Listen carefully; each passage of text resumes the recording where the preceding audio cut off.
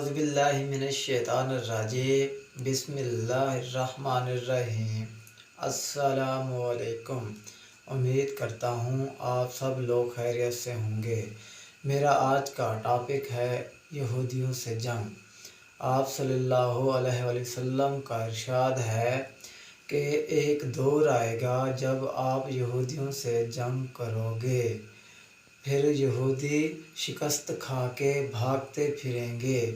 اب کوئی یہودی اگر پتھر کے پیچھے چھپ جائے گا تو پتھر بھی بول اٹھے گا، اے اللہ کے بندے، یہ یہودی میرے پیچھے چھپا بیٹھا ہے، اسے قتل کر ڈالو۔ یہ حدیث بخاری شریف سے نقل کی گئی ہے۔